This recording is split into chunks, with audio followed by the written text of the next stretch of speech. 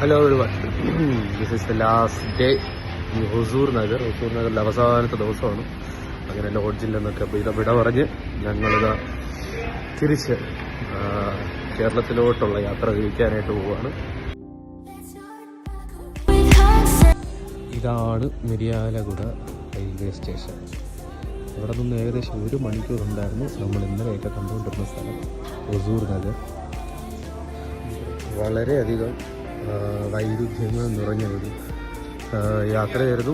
അങ്ങനെ അത് അവസാനിപ്പിച്ച് തിരിച്ച് വീണ്ടും എന്താ പറയുക, ട്രിവാൻഡ്രത്തോട്ട് പോവുകയാണ്.